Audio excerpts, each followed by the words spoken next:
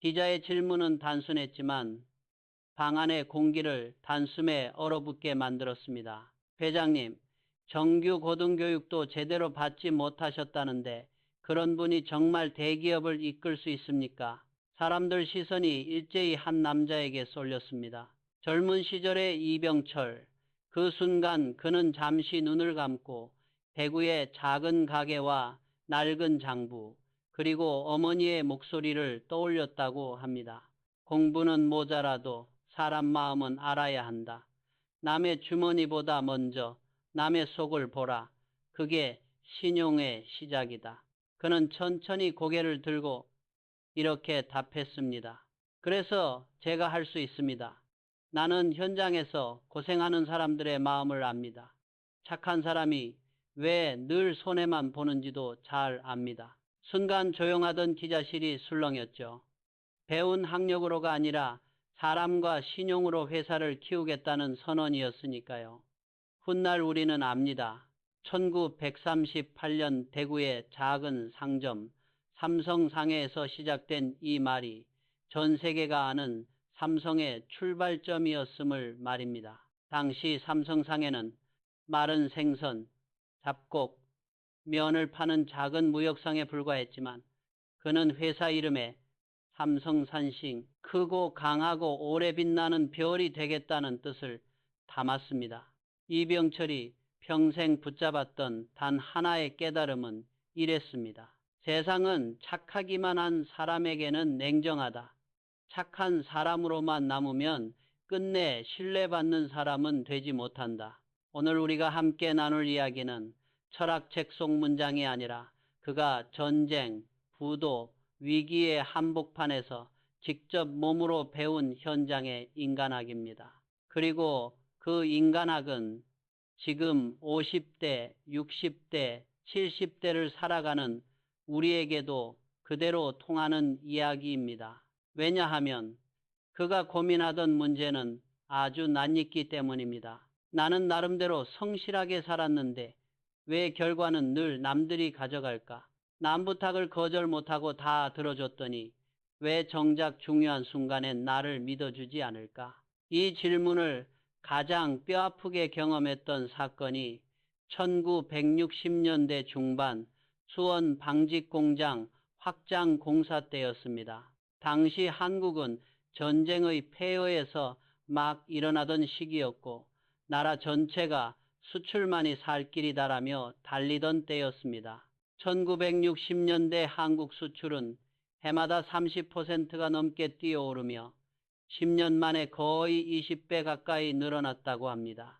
그만큼 한 번 납기를 놓치면 회사 신용이 바로 무너질 수 있는 시대였습니다. 그 중요한 시기에 삼성은 전국 협력업체와 자재공장, 운송팀이 한꺼번에 움직이는 대형 프로젝트를 진행 중이었습니다. 수원 방직공장은 당시 삼성의 심장이었고 그 공장 증설공사는 말 그대로 회사의 미래를 거는 도박과도 같았습니다. 이병철은 매일 새벽 6시면 출근해 장부를 들여다보고 퇴근 전에는 반드시 현장을 돌며 사람 얼굴을 살폈습니다.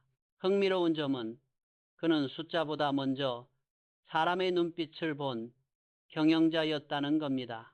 보고서는 얼마든지 꾸밀 수 있지만 눈빛은 속이기 어렵다고 믿었기 때문이죠. 그 과정에서 두 명의 관리자가 유난히 눈에 들어왔습니다. 한 사람은 어떤 부탁이든 예, 알겠습니다로 시작하는 김 과장. 다른 한 사람은 이건 이번 주 우선순위가 아닙니다라고 단호하게 말하는 박 과장이었습니다. 김 과장은 참 좋은 사람이었습니다. 다른 부서에서 자료를 달라고 하면 늦은 시간까지 정리해주고 품질팀에서 검사 지원을 요청하면 직접 달려갔습니다. 공장 인력이 부족하다 하면 현장에 내려가 함께 땀 흘렸고 휴일에도 회사에 남아 일을 도왔습니다. 불평 한마디 없었고 누구에게나 친절했습니다. 사람들은 그를 두고 이렇게 말했습니다. 참 성실한 사람이야. 저런 사람이 진짜 착한 사람이야. 반면 박 과장은 달랐습니다. 그는 언제나 책상 위에 계획표를 펼쳐놓고 냉정하게 말하곤 했습니다. 지금은 공정, 안정화가 우선입니다. 다른 업무는 다음 주에 논의합시다. 이건 우리 팀 담당이 아닙니다. 해당 팀에 정식으로 의뢰해 주세요. 동료들 눈에는 싸늘해 보이기도 했습니다. 저 사람은 융통성이 없어. 윗사람한테 저렇게 말하다니 너무 각박한 거 아니야? 하지만 이병철의 눈은 달랐습니다. 그는 조용히 두 사람의 행동을 계속 지켜봤습니다. 누가 좋은 사람인지가 아니라 누가 회사의 신뢰를 쌓는 사람인지 보기 위해서였습니다. 몇 달 뒤 두 사람의 차이가 극명하게 드러나는 사건이 터집니다. 연말 전국 공장의 생산 계획과 물류 일정을 한 번에 맞춰야 하는 중요한 시기가 왔습니다. 기한은 12월 1일, 한치의 지연도 허용되지 않는 일이었습니다. 당시 한국 기업들에겐 한 번 납기를 어기는 것만으로도 외국 거래처와의 신뢰가 무너지는 일이 흔했습니다. 수출로 성장하던 시대, 신용은 곧 생존이었기 때문입니다. 이 중요한 일을 이병철은 성실함으로 유명한 김 과장에게 맡겼습니다. 김 과장, 이건 회사 신용이 걸린 일이네. 기한을 반드시 지켜야 하네. 김 과장은 고개를 힘있게 끄덕였습니다. 예, 회장님 반드시 해내겠습니다.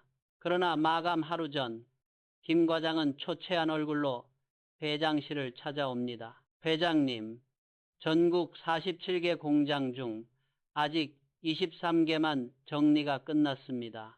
그의 다이어리를 펼쳐보니 일정이 빼곡했습니다. 설비 점검, 각종 회의 참석, 타부서 자료 지원, 품질 보고서 검토, 그중 상당수는 다른 부서 일을 도와주느라 채워진 일정이었습니다. 다들 급하다고 해서 뭐부터 해야 할지 우선순위를 정하지 못했습니다. 결국 납기일은 지켜지지 않았습니다. 생산 라인이 멈추고 거래처에서는 항의 전화가 쏟아졌으며 신문에는 삼성 연말 납기 차질이라는 제목의 기사가 실렸습니다. 한 번의 차질이었지만 빠르게 성장하던 한국 산업 현장에서는 이런 기사 하나가 다음 계약을 가로막는 치명적인 상처가 되곤 했습니다. 그날 저녁 이병철은 김 과장을 조용히 불러 이렇게 말했습니다.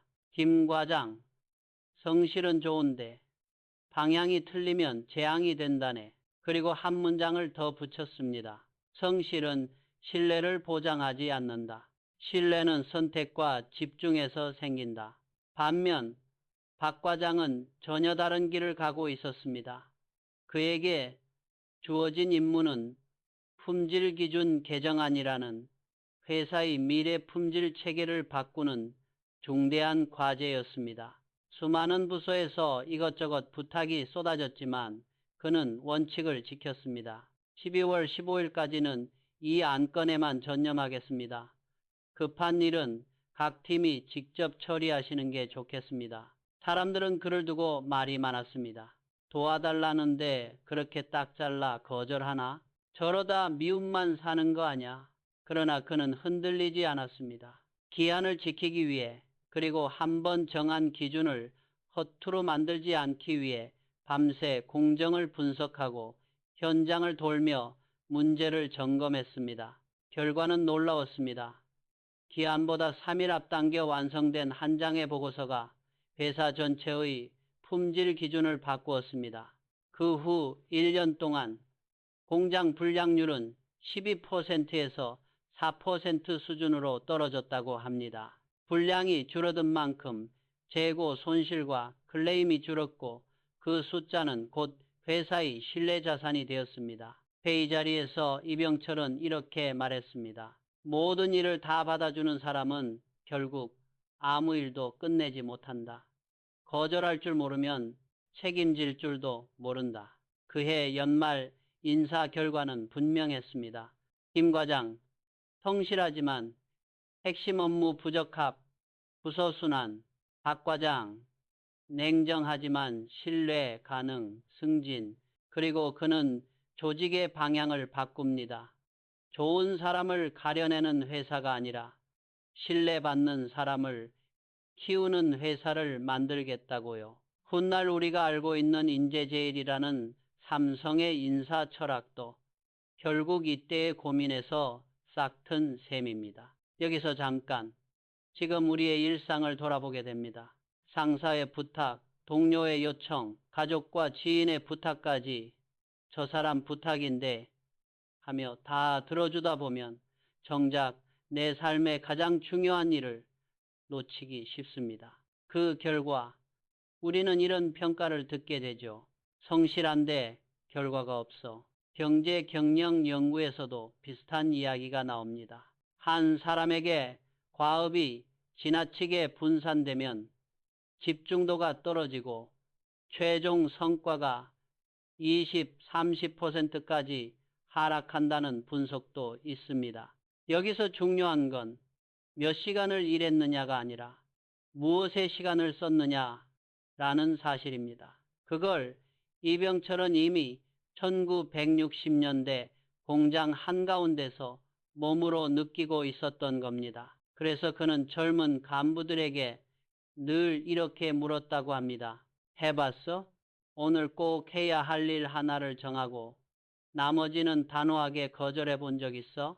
착한 사람으로만 남지 않으려면 거절이라는 작은 용기를 배워야 한다는 뜻이었습니다. 누군가의 부탁을 모두 들어주는 것, 그것이 진짜 배려 같아 보여도 결국 가장 중요한 사람, 바로 자기 자신과 자기 책임을 외면하게 만들 수 있으니까요. 당신의 인생에서도 한번 떠올려 보시면 좋겠습니다.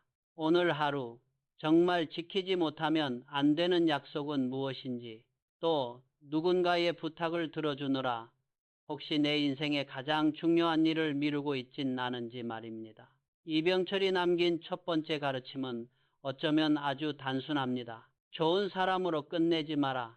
신뢰받는 사람이 되어라. 그리고 그 시작은 놀랍게도 예가 아니라 아니요에서 출발할지도 모릅니다. 사람은 자기 기준이 없으면 바람 부는 대로 흔들리는 갈대가 된다.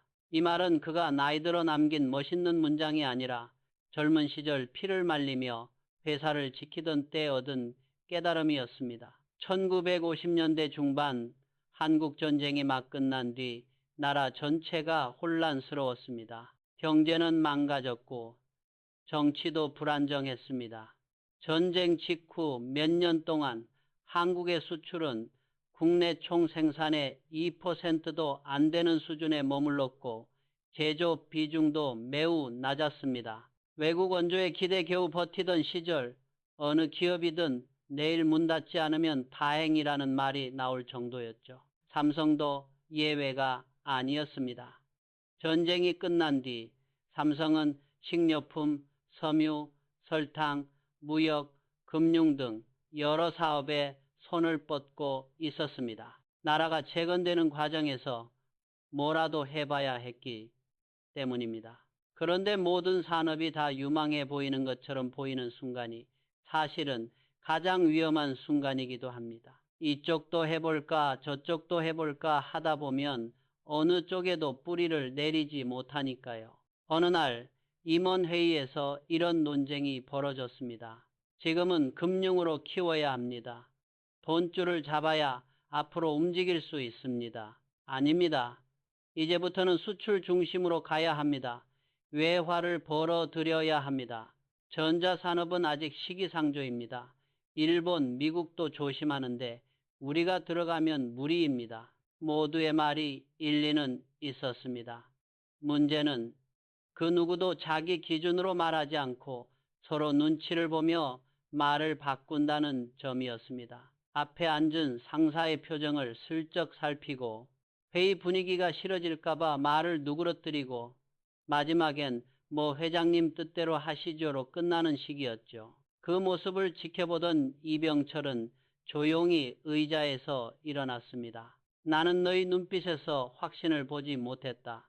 회의실이 조용해지자 그는 한마디를 더했습니다. 삼성이 어디로 가야 할지를 남의 눈을 보며 결정하는 사람에게 이 회사의 미래를 맡길 수는 없다. 그날 이후 그는 모든 간부들에게 단 하나를 요구했습니다. 자기 축을 세워라. 그가 말한 축은 고집이나 성격이 아니었습니다.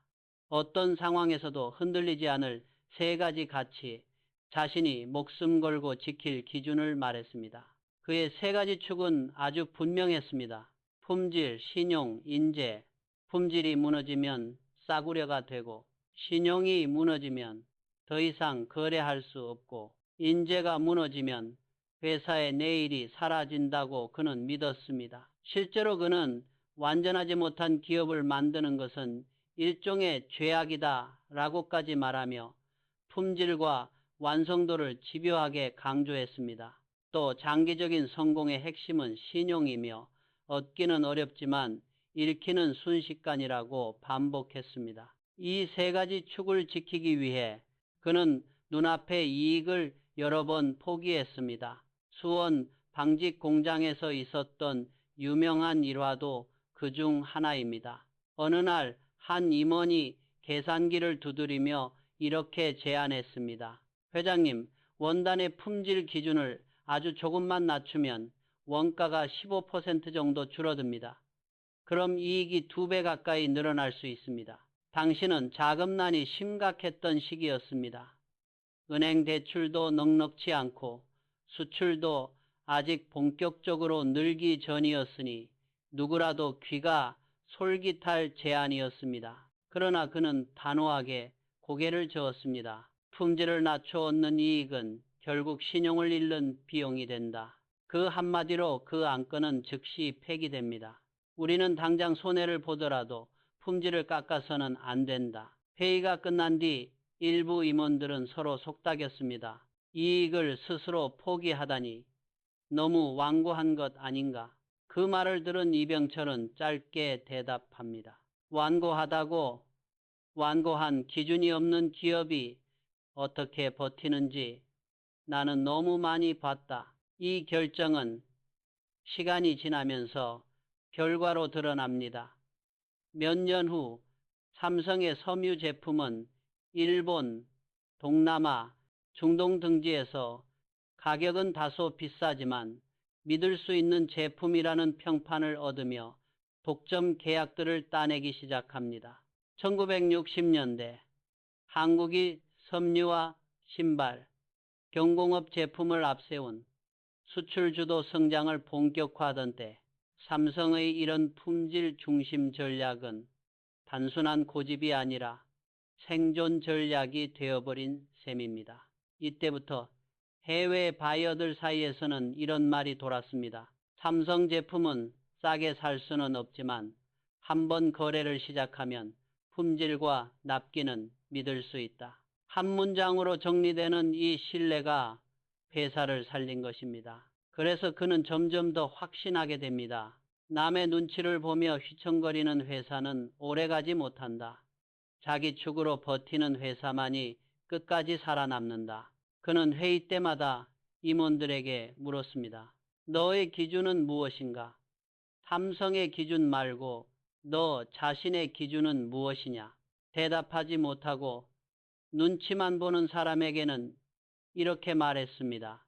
남의 생각을 따라다니는 사람은 결국 자기 인생도 남에게 맡기는 거다. 이 이야기는 지금을 사는 우리에게도 그대로 적용됩니다.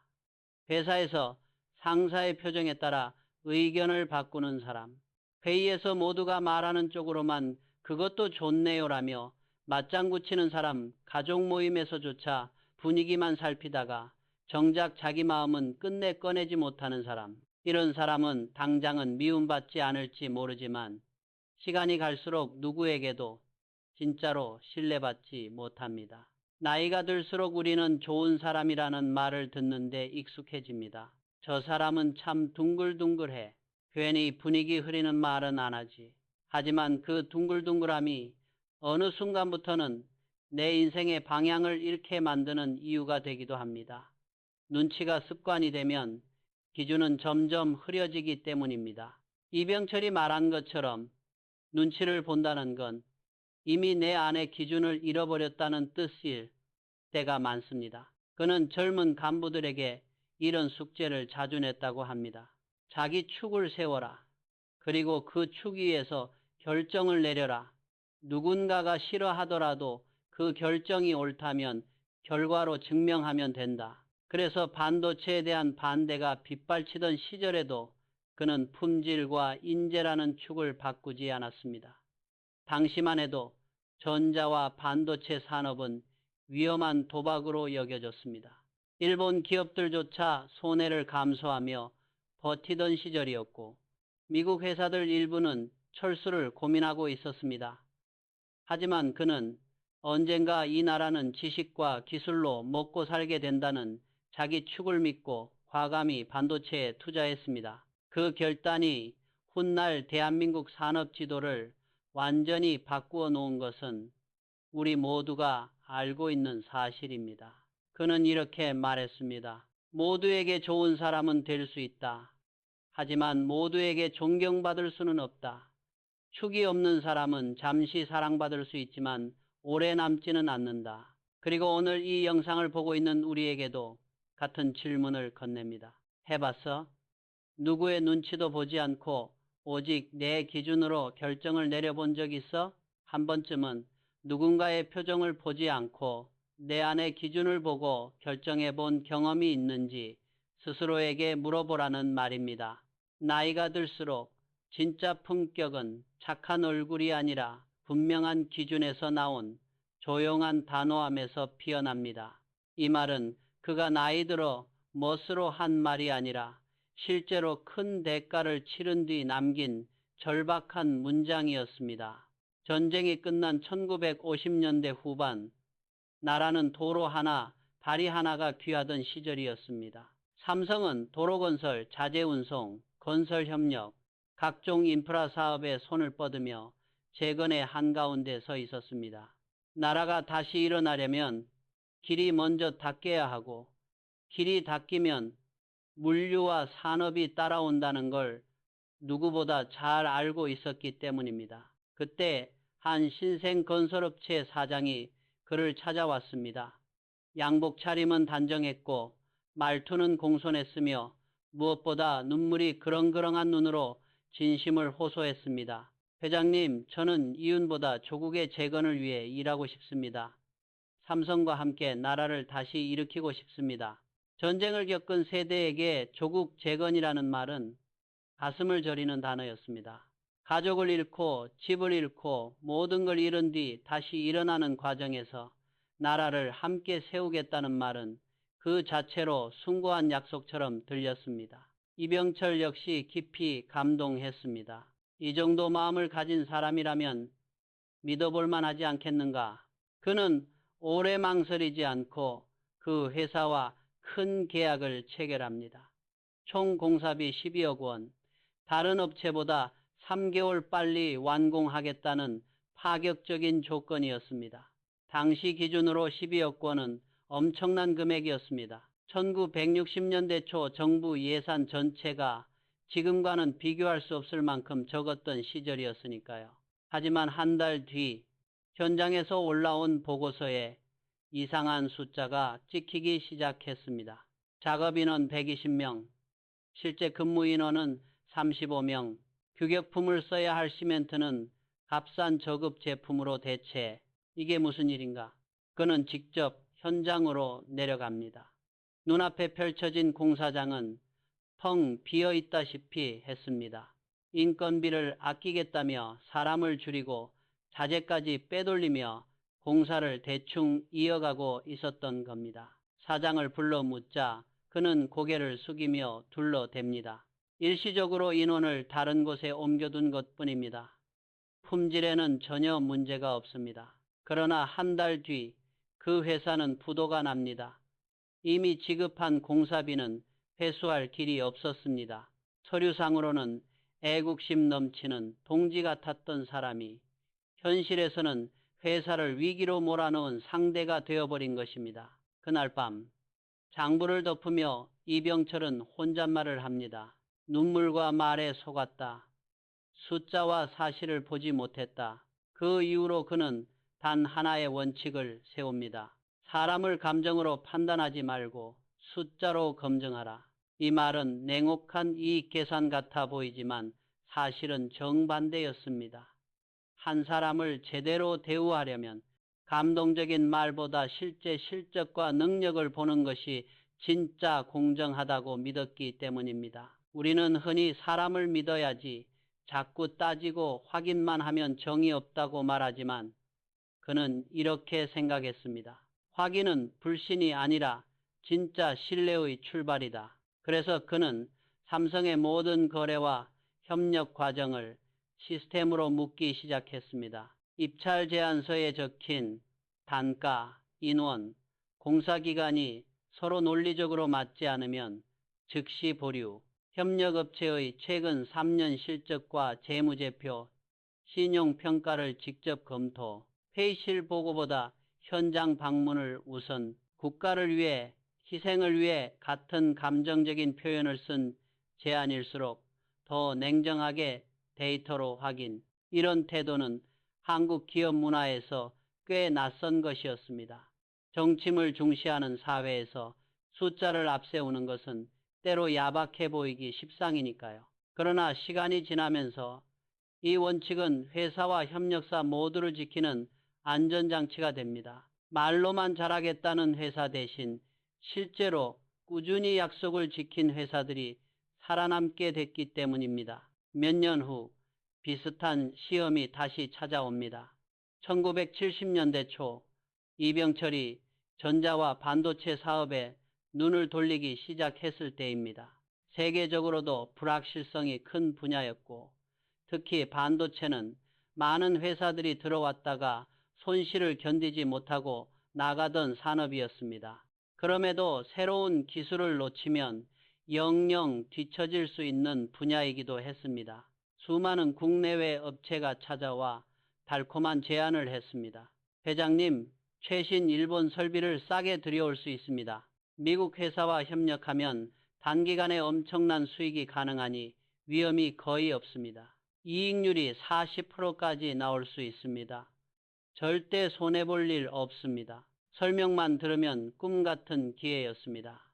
하지만 그는 그 모든 말 뒤에 단 하나의 질문만 던졌습니다. 지난 3년간 실적이 있나? 실제 매출과 이익, 납기와 품질 유지 기록이 있는지 데이터를 달라는 뜻이었습니다. 질문을 받은 사람들 일부는 말을 더듬었습니다. 그 앞으로 잘 될 전망입니다. 이번 프로젝트를 계기로 실적이 쌓일 겁니다. 그러자 그는 미소를 지으며 고개를 저었습니다. 그럼 끝이야. 그는 화려한 말 대신 실제로 검증된 파트너들만 남겼습니다. 손익보다 신용, 감정보다 데이터. 이 기준은 때로는 냉정해 보였지만 결과적으로 삼성전자가 10여 년 만에 단순 수입 조립업체에서 자체 개발과 제조가 가능한 글로벌 기업으로 성장하는 밑바탕이 되었습니다. 여기서 중요한 건 숫자와 데이터가 사람을 대신한 것이 아니라는 점입니다. 오히려 숫자를 통해 상대의 진짜 실력을 제대로 알아보고 그에 맞는 대우를 해주는 과정이었습니다. 오늘날 많은 기업들이 인사와 평가에서 성과지표나 KPI를 강조하는 것처럼 당시에도 그는 감동적인 말 한마디보다 하나의 숫자로 자신을 증명하는 사람을 믿어라 라고 말했습니다. 이 철학은 지금도 삼성의 기본 인사 원칙과 협력사 평가 시스템 안에 살아 있습니다. 실적 평가, 협력업체 선정, 프로젝트 승인 등 중요한 결정은 개인적 호불호나 감정이 아니라 데이터와 기록을 중심으로 이루어지도록 설계되어 있습니다. 그만큼 사람에 대한 호감과 신뢰도 결국 얼마나 꾸준히 약속을 지켜왔느냐로 다시 돌아오는 셈입니다. 우리 삶에서도 비슷한 일이 자주 일어납니다. 저 사람 열정 있어 보여. 말도 잘하고 사람들 앞에서 감동적인 얘기도 참 잘해. 그래서 우리는 때로 화려한 말에 감동해 중요한 일을 맡겼다가 뒤늦게 후회할 때가 있습니다. 반대로 말은 서툴지만 묵묵히 제 시간의 일을 끝내는 사람, 필요할 때마다 조용히 결과를 가져오는 사람은 오히려 뒤늦게야 인정받는 일도 많습니다. 이병철은 그 지점을 아주 날카롭게 꿰뚫고 있었습니다. 사람은 말로 판단하면 속고 숫자로 판단하면 배운다. 여기서 말하는 숫자는 꼭 돈이나 실적만을 뜻하지 않습니다. 한 부모가 자식을 키우면서 지켜보는 약속을 지킨 횟수, 한 친구가 어려울 때 옆에 있어준 전화와 방문의 횟수, 배우자가 힘든 시기에 함께 버틴 날들의 수, 이 모든 것도 일종의 숫자입니다. 꾸준함과 책임감을 보여주는 보이지 않는 데이터인 것이죠. 그래서 그는 임원들에게도 이렇게 가르쳤습니다. 감동적인 이야기를 하는 사람보다 조용히 하나의 숫자로 자신을 증명하는 사람을 믿어라. 현대 사회에서도 이 원칙은 여전히 유효합니다. 어느 조직에서나 제가 회사에 헌신하겠습니다. 저는 열정이 많습니다. 라고 말하는 사람은 많습니다. 그러나 그 말 뒤에 실제로 해낸 결과가 함께 따라오는지는 반드시 확인해 볼 필요가 있습니다. 누군가와 함께 일하거나 누군가에게 중요한 부탁을 하게 될 때 한 번쯤 이렇게 스스로에게 물어보면 좋겠습니다. 이 사람이 지금까지 보여준 숫자는 무엇일까? 말이 아니라 기록으로 남은 약속은 무엇일까? 그리고 우리 자신에게도 같은 질문을 던져볼 수 있습니다. 나는 어떤 숫자로 기억되고 있을까? 말로만 열정을 말하고 있지는 않은가? 아니면 작더라도 하나씩 끝내온 결과들로 나를 증명하고 있는가? 이병철은 말했습니다. 확인은 불신이 아니라 신뢰의 출발이다. 진짜 믿고 싶은 사람일수록 더 꼼꼼히 확인하는 용기, 그 과정이 때로는 차갑게 느껴질지 몰라도 결국 그 사람을 존중하고 제대로 인정해주기 위한 첫걸음이라는 것. 오늘 당신 주변의 관계를 떠올려 보십시오.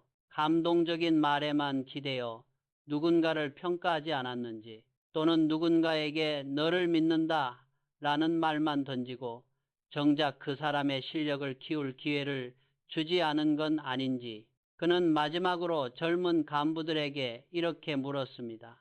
해봤어? 사람을 감정으로 판단하지 않고 오직 숫자와 결과로만 평가해 본 적 있어? 그 질문이 떨어지자 회의실은 조용해졌습니다. 그 침묵 속에서 많은 이들이 비로소 사람을 보는 눈을 다시 배우기 시작했습니다. 먼저 말하지 않으면 아무도 너의 뜻을 모른다. 결단하지 않는 배려는 결국 무책임일 뿐이다. 이 문장은 그가 평생을 두고 되뇌던 말이었습니다. 사람들은 흔히 그를 따뜻한 리더라고 기억하지만 그 따뜻함의 중심에는 언제나 아주 단단한 결단력이 자리하고 있었습니다. 특히 환경과 관련된 한 사건은 그의 결단이 얼마나 냉정하면서도 따뜻했는지를 잘 보여줍니다. 1970년대 초 한국은 고도 성장 시대로 접어들고 있었습니다. 경제 성장률이 연 80%에 달하던 시기였고 수출액은 해마다 치솟고 있었습니다. 하지만 그 성장의 이면에는 공해와 환경오염이라는 어두운 그림자가 함께 드리워지고 있었습니다. 당시 한국 정부와 기업들은 아직 환경 규제가 충분히 정비되지 못한 상태였습니다. 발전소, 공장, 제철소, 화학단지들이 강과 하천 주변에 들어서며 수질 오염 문제도 점점 심각해지고 있던 때였습니다. 삼성 수원 공장 주변에서도 비슷한 문제가 불거졌습니다. 어느 날부터인가 인근 농민들이 논에 물을 대면 벼가 노랗게 타들어가고 하천에 물고기 떼가 떠올랐다는 민원이 올라오기 시작했습니다. 주민들 사이에서는 공장 폐수가 흘러들어온 것 아니냐는 소문이 돌았고 신문과 방송에서도 하나둘 관련 기사가 나오기 시작했습니다. 언론은 대기업의 이기심을 비난했고 경제단체들은 지나친 규제는 산업을 죽인다고 맞섰습니다. 일자리를 지키는 게 먼저냐, 환경을 지키는 게 먼저냐 라는 질문이 팽팽하게 맞부딪히던 시기였습니다. 오늘날 우리가 기후변화와 친환경을 이야기하는 것처럼 그때는 성장과 오염 사이에서 처음으로 갈등을 겪던 시기였던 셈입니다. 그 치열한 논쟁의 한가운데에 삼성의 이름이 오르내렸습니다. 정부 관계자들이 이병철을 찾아와 조심스럽게 말했습니다. 회장님, 일단 시간을 조금 벌죠. 조사 결과가 나올 때까지 조용히 기다리시는 게 어떻겠습니까? 언론은 우리가 알아서 달래보겠습니다. 겉으로 보기에는 그를 보호하는 말처럼 들렸습니다. 하지만 그는 고개를 천천히 저었습니다. 시간이 문제를 해결하지 않는다. 결단이 해결한다. 그는 다음날 스스로 기자회견을 열기로 결정합니다. 변명도 핑계도 책임 떠넘기기도 하지 않겠다고 마음먹었습니다. 기자들이 모인 자리에서 그는 이렇게 말했습니다. 삼성은 제품의 품질뿐 아니라 사람과 자연에 대한 책임도 품질의 일부라고 생각합니다. 우리의 공장에서 문제가 발생했다면 그것 역시 우리가 해결해야 할 품질 문제입니다. 따라서 오염 방지 설비를 전면 교체하겠습니다. 3년 안에 공해 제로에 도전하겠습니다. 순간 기자석이 술렁였습니다. 누군가가 질문을 던졌습니다. 회장님, 그 설비 교체 비용이 300억 원이 넘는다고 들었습니다. 그 정도면 공장을 새로 짓는 수준 아닙니까? 그는 단호하게 대답했습니다. 삼성의 신용은 그보다 비싸다. 지금도 기업들은 환경 규제를 놓고 비용을 따집니다. 하지만 그는 반세기 전 이미 환경 비용을 아끼는 것이 결국 신용을 깎아먹는 일이라는 것을 피부로 알고 있었습니다. 당장 눈앞의 손익 계산으로는 큰 손해였지만 그는 결정했습니다. 사람과 자연에 대한 책임까지 품질의 일부로 포함시키겠다고요. 결과는 어땠을까요? 단기적으로는 회사에 큰 부담이었지만 수원 시민들로부터 수천 통의 감사 편지가 본사로 도착했습니다. 공장 때문에 피해를 본 줄만 알았는데 이렇게 책임지려는 모습을 보니 안심이 된다. 아이들에게 부끄럽지 않은 기업이 되어달라는 간절한 글들이었습니다. 그는 그 편지를 묶어 항상 사무실 한켠에 두고 때때로 임원들에게 보여주며 말했습니다. 사람의 신뢰는 광고로 얻는 게 아니다. 결단으로 얻는 것이다. 이 사건 이후 그는 조직 내부에서도 명확한 언어를 강조하기 시작합니다. 애매한 보고서, 모호한 표현, 책임이 빠져있는 문장을 그는 싫어했습니다. 검토하겠습니다 라는 말은 그의 귀에 이렇게 들렸습니다. 지금은 책임지고 싶지 않습니다. 그래서 회의 자리에서 종종 이런 장면이 벌어졌습니다. 어느 간부가 보고서를 내밀며 말합니다. 회장님, 이 사안은 좀 더 검토해 보겠습니다. 그러자 그는 보고서를 탁 하고 책상 위에 내려놓으며 말합니다. 한다 혹은 안 한다. 둘 중 하나만 말해. 그게 책임이다. 이 말은 그를 차갑고 무서운 사람으로 보이게 만들기도 했습니다. 부하 직원들은 때로 긴장하며 보고했고 실수하면 크게 혼날까 걱정도 했습니다. 하지만 시간이 지나면서 사람들은 깨닫습니다. 그의 말은 결코 사람을 몰아붙이기 위한 말이 아니라 누가 무엇을 책임지는가를 분명히 하려는 말이었다는 것을요. 한 번은 삼성전자가 일본의 기술 파트너와 공동 프로젝트를 진행하던 때였습니다. 상대 쪽에서 일정 연기를 요청해 왔습니다. 부품 납기를 20일만 늦춰 주십시오. 지금 품질에 자신이 없습니다. 다른 임원들은 말렸습니다. 그래도 협력 관계인데 이번 한 번은 이해해 줘야 하지 않겠습니까? 그 말 속에는 여러 계산이 섞여 있었습니다. 너무 엄격하게 굴다가 관계가 깨지면 어떡하지? 지금은 우리가 기술을 배워야 하는 입장이니 조금 맞춰줘야 하지 않을까? 하지만 이병철은 조용히 물었습니다. 품질에 자신이 없다면 왜 그 일정으로 계약을 했지?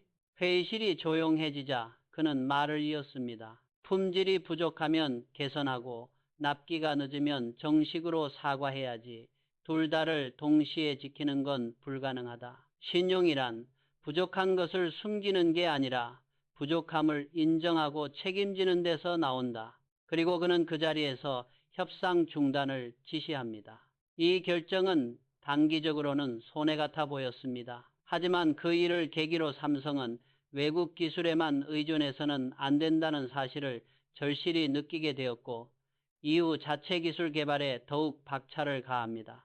그 다음에 국내 최초로 TV 브라운관 자립 생산이 이루어지고 점점 더 많은 기술을 스스로 만들어내기 시작합니다. 이처럼 그의 결단은 언제나 비슷한 방향을 가리키고 있었습니다. 결단은 손해처럼 보이지만 결국 신용과 실력을 남긴다. 우리가 살아가는 현대 직장에서도 같은 상황이 자주 벌어집니다. 회의에서 누군가가 말합니다. 이건 좀 더 검토해 보겠습니다. 상황을 좀 더 지켜본 다음에 결정하죠. 표면적으로는 신중한 말처럼 들리지만 실은 아무도 책임지지 않겠다는 말일 때가 많습니다. 당장 결정을 내리면 비난을 받을 수도 있고 실패할 수도 있으니 시간을 끌다 분위기를 보겠다는 심리가 깔려 있는 것이죠. 그러나 세상은 앞장서서 책임지는 사람에게 기회를 줍니다. 제가 이 일정은 책임지겠습니다. 이번 결정은 제 이름으로 올리겠습니다. 이렇게 말하는 사람 곁에는 자연스레 사람들이 모입니다. 믿고 따를 만한 리더가 생기면 조직은 비로소 한 방향으로 움직이기 시작합니다. 이병철은 그래서 이렇게 말했습니다. 결정을 미루는 사람은 책임을 피하는 사람이다. 명확하게 말하고 책임을 져라. 그게 신뢰의 시작이다. 그리고 어김없이 마지막에 묻곤 했습니다. 해봤어? 눈치 보지 않고 내 판단으로 결정을 내려본 적이 있어? 그 결정의 책임을 끝까지 져본 적이 있어? 그 질문 앞에서 많은 이들이 말문이 막혔습니다. 하지만 그 침묵 속에서 누군가는 결심했습니다. 다음번에는 내가 먼저 말하자. 검토만 하겠다고 말하지 말고 하겠다고 말해보자. 그런 작은 결심들이 쌓여 어느 날엔가 그 사람은 리더가 되어 있었습니다. 우리 인생도 크게 다르지 않습니다. 가족 문제, 건강 문제, 은퇴 준비, 부모님 돌봄, 자녀 진로, 나중에 생각해보지 하며 미뤄둔 것들이 쌓여 결국 감당하기 어려운 짐이 될 때가 있습니다. 오히려 조금 서툴고 부족하더라도 지금 여기에서 나는 이렇게 하겠다라고 결단 내리고 움직이는 쪽이 더 나은 결과를 만드는 경우가 많습니다. 오늘 당신에게도 조용히 묻고 싶습니다. 요즘 내 삶에서 검토하겠습니다라는 말 뒤로 미루고 있는 결정은 무엇인지, 그리고 그 결정에 대해 한다 혹은 안 한다 라고 분명히 말해본 적이 언제였는지 말입니다. 결국 우리를 신뢰받게 만드는 건 말의 온도가 아니라 말의 분명함입니다. 따뜻한 말이 아니라 따뜻하면서도 책임을 감당하는 말이 우리 인생을 단단하게 만듭니다. 이병철은 늘 따뜻한 리더로 알려져 있었습니다. 하지만 그를 가까이서 지켜본 사람들은 한 목소리로 말합니다. 그 온화함 속에는 끝까지 선을 지키는 단호함이 숨어 있었다. 오늘 이야기는 바로 그 단호함에서 시작됩니다. 1960년대 중반 삼성의 한 간부가 조심스레 회장실 문을 두드립니다. 회장님, 자녀 학자금이 급해서 조금만 도와주실 수 있겠습니까? 그의 표정에는 진심으로 곤란한 사정이 묻어 나왔습니다. 집안 형편이 갑자기 어려워졌고 아이는 대학 입시를 앞두고 있었으며 당장 등록금을 마련할 길이 막막해 보였습니다. 이병철은 잠시 말없이 그를 바라보더니 지갑에서 돈을 꺼내 조용히 내밀었습니다. 이건 급한 불을 끄는 돈이야. 하지만 다시는 이런 일이 없도록 자네 스스로 길을 찾아야 하네. 간부는 눈물로 감사하며 말했습니다. 평생 잊지 않겠습니다, 회장님. 그런데 6개월 뒤 같은 사람이 다시 회장실을 찾아옵니다. 이번에는 부모님 병원비가 급하다는 이유였습니다. 사정이 딱하고 말도 진심처럼 들렸습니다. 회장님, 이번에도 조금만 도와주실 수 있을까요? 그는 조용히 물었습니다. 그때 빌려준 돈은 다 갚았나? 아직 조금 남았습니다. 잠시 침묵이 흐른 뒤 이병철은 차분히 말했습니다. 그럼 이번 일은 자네가 스스로 해결해보게. 사람은 도와주는 만큼 약해지기도 하네. 겉으로 보면 냉정해 보이는 말이었습니다. 하지만 그날 밤 그는 일기장에 이렇게 적었다고 합니다. 도와주는 것도 한계가 있어야 한다. 무조건적인 온정은 결국 그 사람의 다리를 꺾는다. 그의 철학은 분명했습니다. 은혜를 베풀되 분명한 선을 그어라. 도와주는 것은 미덕이지만 선을 긋지 않으면 은혜가 의무가 되고 감사가 당연함으로 변한다. 삼성 창립 초기 그는 직원 복지를 위해 사택을 지어주었습니다. 전쟁 직후 살 집이 없는 직원들에게 회사가 집을 제공한다는 것은 당시로서는 파격적인 배려였습니다. 처음엔 모두가 진심으로 감사했습니다. 이 회사는 사람을 생각하는 회사구나. 하지만 시간이 지나면서 조금씩 다른 목소리가 나오기 시작합니다. 왜 우리 쪽 사택은 수원이냐? 서울 쪽이 더 좋지 않나? 저 사람 집은 평수가 더 크지 않나? 조건이 불공평한 것 같다. 그는 그때 큰 충격을 받았습니다. 이렇게까지 신경 썼는데 왜 감사 대신 불평이 나올까? 그는 그때 깨달았습니다. 사람은 너무 많은 걸 받으면 감사보다 비교를 먼저 배우게 된다. 그래서 제도를 바꾸기로 결심합니다.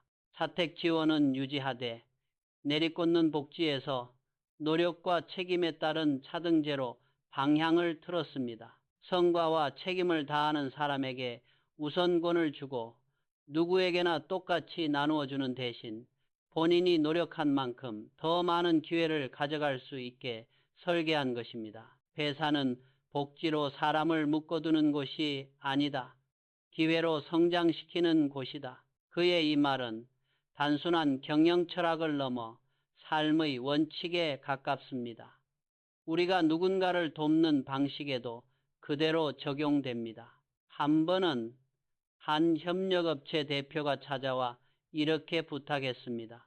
회장님, 이번 납품 지연은 조금만 눈 감아 주십시오. 우리가 삼성을 위해 얼마나 오래 일해왔습니까? 말 속에는 우리는 오래된 사이니까 이번 한 번은 봐달라는 기대가 섞여 있었습니다. 이병철은 잠시 그를 바라보다가 말했습니다. 그래서 내가 한 번은 봐줬지. 하지만 두 번은 없다. 대표가 당황한 기색을 보이자 그는 말을 이었습니다. 진짜 믿는 사람이라면 봐주는 게 아니라 이겨내게 해야 한다. 그 말은 싸늘하게 들리지만 실제로 그 회사는 스스로 문제를 해결하기 위해 구조를 정비하고 생산량과 품질 관리를 다시 세우는 과정을 거쳤습니다. 물론 그 과정은 고통스러웠지만 1년 뒤 그 회사는 다시 정상 궤도로 올라섰고 오히려 예전보다 더 탄탄한 회사가 되었습니다. 훗날 그 대표는 이렇게 고백합니다. 그때 회장님이 그냥 봐주셨다면 우리는 아마 계속 느슨해지다가 결국 무너졌을 겁니다.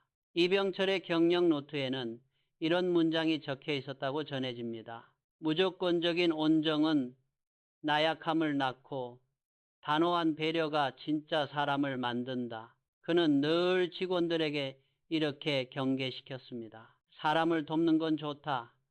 하지만 대신 그 사람이 스스로 일어설 힘을 빼앗지 마라. 이 철학은 훗날 인재제일이라는 인사 이념의 근간이 됩니다. 단순히 착하고 말 잘 듣는 사람을 키우는 것이 아니라 스스로의 발로 서서 성장할 수 있는 사람을 키우는 것. 그에게 진짜 인재란 도움을 많이 받은 사람이 아니라 도움을 디딤돌 삼아 자기 힘으로 일어선 사람이었습니다. 이 원칙은 직장뿐 아니라 우리 일상의 관계에도 그대로 이어집니다. 누군가가 자꾸 일을 대신 부탁할 때 처음에는 도와주는 것이 미덕처럼 느껴집니다. 이번만 도와줘야지. 그래, 내가 좀 더 고생하면 되지. 하지만 3번, 4번이 되면 상황이 달라집니다. 이제 그 사람은 스스로 해결책을 찾으려 하지 않습니다. 어차피 저 사람이 도와줄 거야 라는 기대가 자리 잡기 시작합니다. 그때부터 도움은 더 이상 은혜가 아니라 의존이 됩니다. 도와주는 사람은 지치고 도움받는 사람은 점점 약해지는 관계가 되는 것이죠. 그래서 그는 말했습니다. 은혜는 베풀되 선은 그어라. 도움은 한 번이면 충분하다. 그 이상은 그 사람의 성장을 막는 일이다. 여기서 말하는 한 번은 숫자 그대로 한 번이 아닙니다. 도움을 줄 땐 분명하게 조건을 정하고 그 다음에는 스스로 서도록 밀어주는 태도, 즉 기댈 곳이 아니라 일어날 수 있는 계단을 만들어 주라는 뜻에 가깝습니다. 우리는 나이가 들수록 누군가를 도와주며 살고 싶어 합니다. 자식도, 손주도, 후배도, 옆집 사람도. 그런데 어느 순간 깨닫게 됩니다. 내가 너무 많이 도와준 건 아닐까? 이제는 스스로 할 수 있도록 한 발 물러서야 하는 건 아닐까? 그 고민이 들기 시작한다면 이미 당신은 단순히 착한 사람이 아니라 강한 온정을 가진 사람이 되어가는 과정일지 모릅니다. 이병철은 임원들에게 이렇게 물었습니다. 해봤어? 누군가를 진짜로 돕기 위해 냉정하게 이제는 자네가 스스로 해보게 라고 말해본 적 있어? 그 질문 앞에서 많은 이들이 고개를 숙였습니다. 도와주는 건 쉽습니다. 미안해서, 안쓰러워서, 그냥 내 몫을 조금 떼어주면 되니까요. 하지만 진짜 어려운 일은 언젠가 그 도움의 끈을 놓아주는 일입니다. 상대가 넘어지더라도 다시 일어날 수 있도록 믿어주는 일입니다. 그의 온정은 따뜻했지만 동시에 현실적이었습니다. 온정은 사랑이지만 방임은 죄다. 강한 따뜻함만이 사람을 살린다. 그에게 좋은 사람은 도와주고 끝내는 사람이었습니다. 하지만 강한 사람은 도와준 뒤 함께 성장하는 사람이었습니다. 오늘 우리 삶에도 이 질문을 던져볼 수 있습니다. 나는 지금 누군가를 돕고 있을까? 아니면 그 사람의 힘을 빼앗는 방식으로 도와주고 있는 건 아닐까? 한 번쯤은 용기를 내어 이렇게 말해야 할 때가 있습니다. 이제는 내가 해봐. 나는 옆에서 지켜보며 필요하면 한 번 더 일으켜 줄게.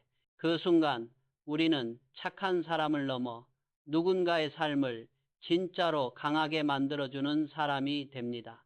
이병철은 생애 마지막까지 스스로를 이렇게 불렀다고 합니다. 나는 따뜻한 냉정주의자다. 말만 들으면 좀 모순처럼 느껴집니다. 따뜻하면 따뜻한 거고 냉정하면 냉정한 거지. 어떻게 둘 다일 수 있을까 싶지요. 그런데 그의 삶을 따라가 보면 이 말이 그저 멋으로 만든 표현이 아니라는 걸 알게 됩니다. 그는 회장으로 살며 참 많은 사람을 도왔습니다. 사원, 간부, 협력업체, 심지어는 인연이 깊지 않은 사람들까지 필요하다 싶으면 조용히 손을 내밀었습니다. 그런데 한 가지 특징이 있었습니다. 그는 단 한 번도 내가 너를 도와줬다 라는 말을 입 밖으로 꺼내지 않았습니다. 왜냐고 묻자 그는 이렇게 대답했다고 합니다.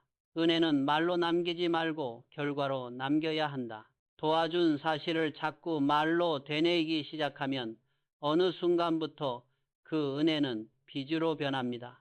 빚은 갚지 않으면 죄책감을 낳고 갚기 시작하면 계산이 생깁니다. 그는 그런 관계를 원하지 않았던 겁니다. 그가 말한 따뜻한 냉정이란 바로 여기에서 출발합니다. 마음은 따뜻하지만 관계는 맑고 단단하게 유지하는 것. 이 따뜻한 냉정이 가장 극적으로 드러난 순간이 바로 반도체 도전의 시기였습니다. 1970년대 후반 전 세계 반도체 산업은 투자와 불확실성이 뒤섞인 격변기였습니다. 일부 선두 기업들은 이미 막대한 설비 투자로 부담을 안고 있었고 수요와 공급은 롤러코스터처럼 출렁였습니다. 일본 기업들조차 수익성이 떨어져 고전하고 있었고 미국의 몇몇 기업은 철수를 고민하고 있었습니다. 그때 한국에서 반도체를 한다는 것은 한마디로 말해 망할 수도 있는 길에 자발적으로 들어가는 것과 같았습니다. 더구나 당시 한국 경제는 아직 중화학공업과 수출 산업을 키우느라 허리가 휘던 때였고 외환 사정도 넉넉지 않았습니다. 한 임원 회의에서 많은 간부들이 잇따라 반대 의견을 냈습니다. 회장님, 일본도 아직 손해를 보고 있습니다. 미국 회사들도 사업을 접고 있는데 우리가 들어갔다가 망하면 어쩝니까? 지금은 섬유, 가전, 무역 쪽에 집중할 때입니다. 반도체는 너무 위험합니다. 모두의 얼굴에는 불안이 가득했습니다. 괜히 무리했다가 지금까지 쌓아올린 것까지 한 번에 무너지면 어쩌나. 그때 이병철이 조용히 입을 열었습니다. 망한다고 말하기 전에 한 번이라도 해본 적이 있나? 회의실 공기가 얼어붙었습니다. 그는 천천히 말을 이었습니다. 나는 인생을 걸어본 적이 있다. 망할 수 있다는 걸 알면서도 나라를 위해, 사람을 위해 한 번은 해야 한다고 생각한 적이 있다. 그게 내가 살아온 방식이다. 그에게 반도체는 단순한 신사업이 아니었습니다. 언젠가는 지식과 기술이 이 나라의 쌀이 될 것이다.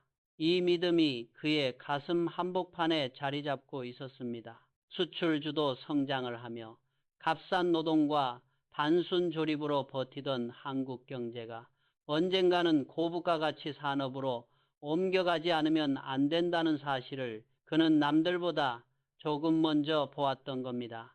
그날 그는 임원들에게 서류 한 장을 건넸습니다. 거기에는 단 한 줄이 적혀 있었다고 합니다. 사업보국 시혜보, 사업으로 나라에 보답한다. 기업이 돈만 버는 존재가 아니라 나라와 사람들에게 쓰임이 있어야 존재 이유가 있다는 뜻이었습니다. 이 짧은 문장은 이후 삼성의 DNA가 됩니다. 삼성 구성원들에게 우리가 왜 이 일을 하는가를 묻는 질문의 출발점이 된 것이죠. 그는 말했습니다. 착한 마음만으로는 회사를 지킬 수 없다. 하지만 강한 책임감은 사람도 나라까지도 살릴 수 있다. 여기서 말하는 강한 책임감은 실패를 두려워하지 말고 무작정 돌진하라는 말이 아니었습니다. 치밀하게 계산하되 마지막 순간에는 누군가는 책임지고 뛰어들어야 한다는 뜻이었습니다. 이 반도체 도전은 쉽지 않은 길이었습니다. 연구개발 초기에는 불량률이 높아 공장마다 버리는 웨이퍼가 쌓였고 기술 인력도 부족했습니다. 일본이나 미국 기업에서 기술자를 스카우트 해와도 그 기술을 우리 현실에 맞게 다시 다듬어야 했습니다.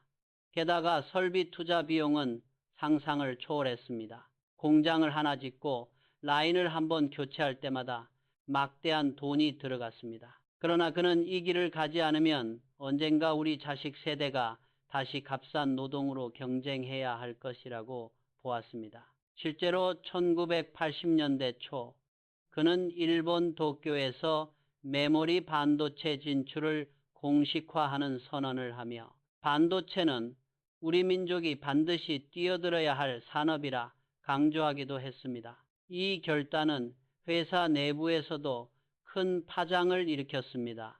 회장님께서 그렇게까지 하신다니 우리도 물러설 수 없다. 이렇게 말하며 젊은 엔지니어들은 밤을 새웠고 수많은 실패를 거듭하며 한 발씩 나아갔습니다. 이 시기 그의 태도는 여전히 따뜻한 냉정이었습니다. 실패한 팀을 함부로 탓하지 않았지만 대충 넘어가지도 않았습니다. 실패했으면 왜 실패했는지 숫자로 말해라. 다시 도전할 준비가 되어 있는지 계획으로 보여라. 이 말은 사람을 몰아붙이는 말이 아니라 실패를 경험으로 바꾸는 방법을 가르치는 말이었습니다. 그냥 위로만 해주고 다음에 잘해보자에서 끝났다면 반도체 도전은 아마 역사의 한 줄짜리 해프닝으로 끝났을지도 모릅니다. 그는 실패의 책임을 묻는 대신 실패의 원인을 정확히 보는 눈을 요구했습니다. 어느 날 한 기자가 물었습니다. 회장님, 그렇게까지 위험을 감수하며 반도체에 투자하시는 이유가 무엇입니까? 그는 잠시 하늘을 바라보다가 조용히 이렇게 말했다고 전해집니다. 나는 성공보다 존경을 원한다.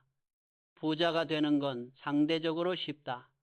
하지만 사람을 살리는 기업이 되는 건 어렵다. 성공은 숫자로 보이지만 존경은 삶으로 증명해야 하는 법입니다. 그가 말한 사람을 살리는 기업은 단지 일자리만 많이 만드는 회사가 아니었습니다. 한 사람의 역량을 키우고 그 사람이 가족을 책임지게 하고 그 가족이 조금 더 나은 삶을 살게 만드는 기업, 나아가 나라 전체의 산업 수준을 끌어올리는 기업이었습니다. 반도체 투자로 인해 회사가 위태로워질 수도 있었지만 그는 그 위험을 피하는 대신 젊은 세대에게 더 넓은 길을 열어주기로 선택했습니다.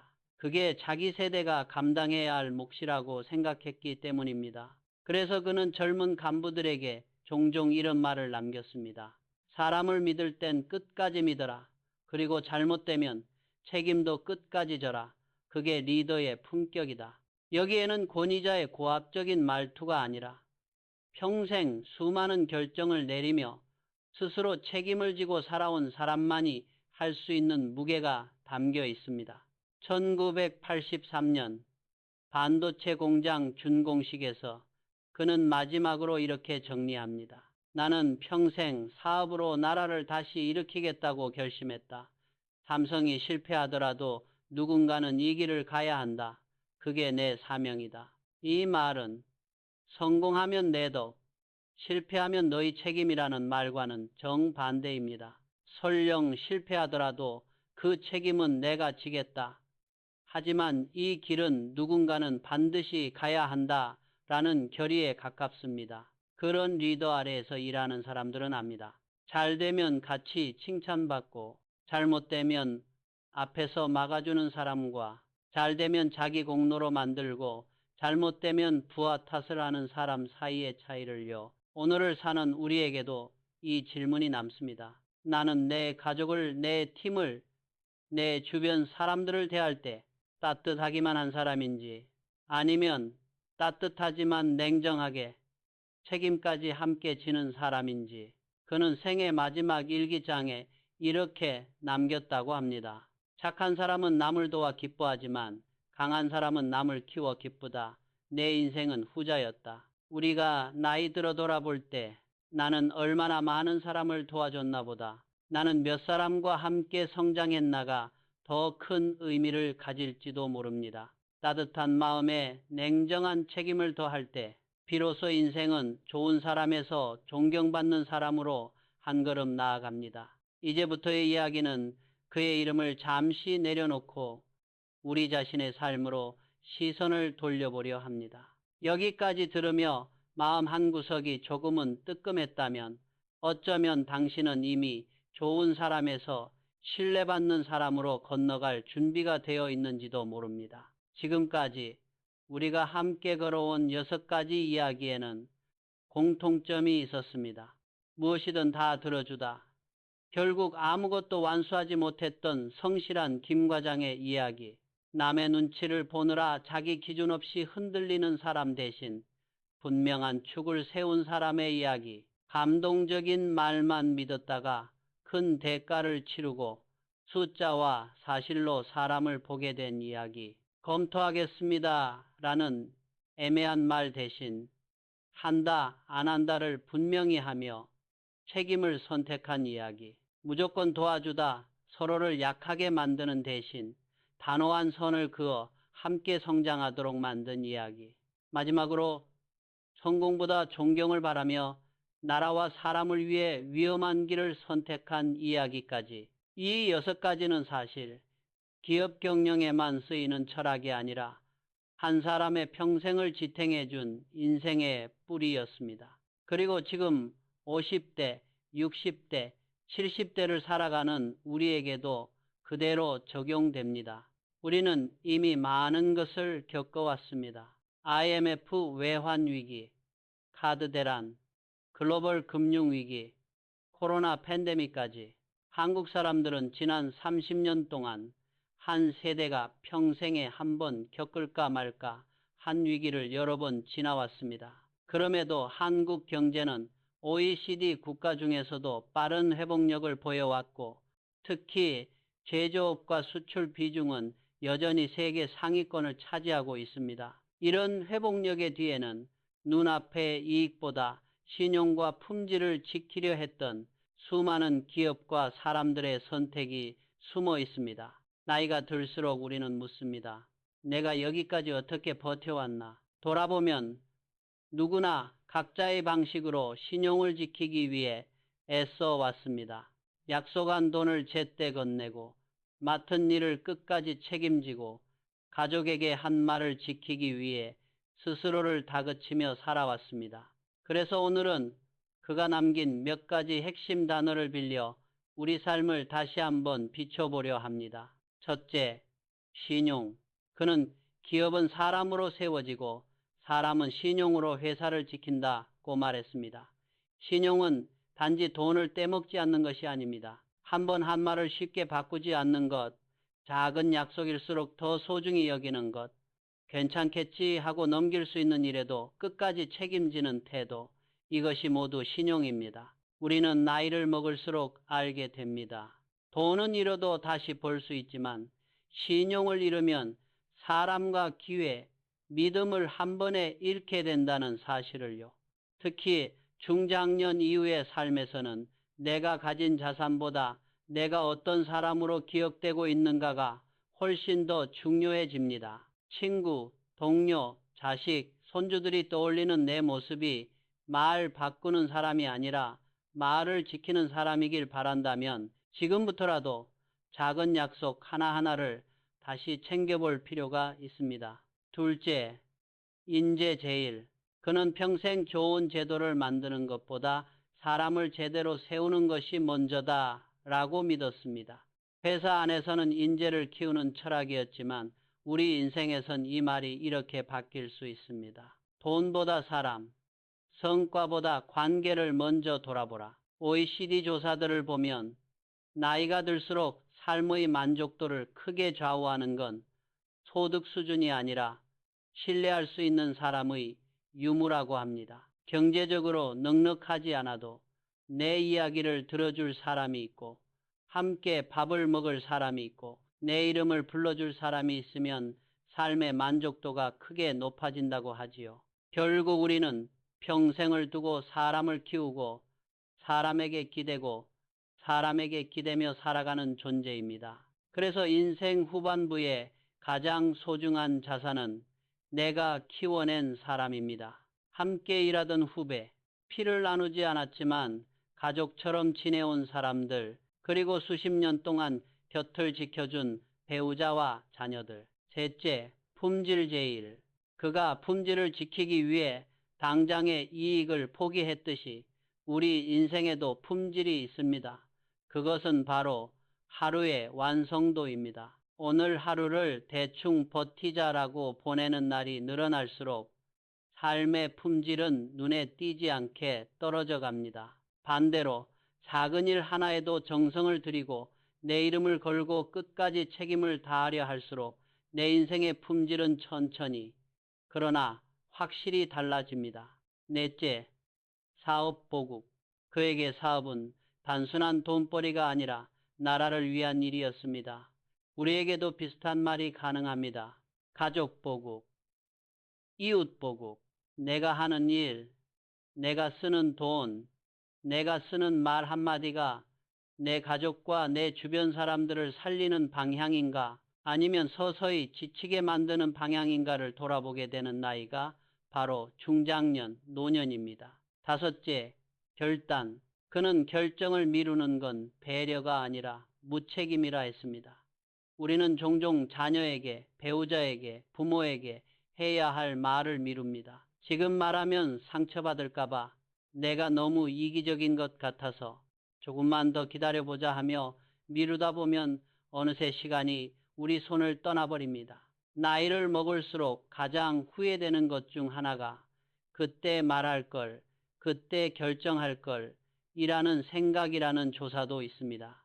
말하지 못한 후회가 말에서 생기는 갈등보다 훨씬 오래 남는다는 뜻입니다. 여섯째, 축. 그가 말한 축은 세 가지였습니다. 품질, 신용, 인재. 우리 각자의 축은 무엇일까요? 가족, 건강, 신용, 배려, 존엄, 신앙. 각자에게 다른 단어가 떠오를 겁니다. 중요한 건 남들이 뭐라 하느냐가 아니라 내가 어떤 상황에서도 포기하지 않을 세 가지 기준을 스스로 정해보는 것입니다. 오늘 하루 종이에 조용히 세 단어를 적어보는 것도 좋습니다. 내 인생의 축 세 가지, 그리고 앞으로 선택의 기로에 설 때마다 이렇게 자문해 보는 겁니다. 이 선택은 내 축과 맞는가?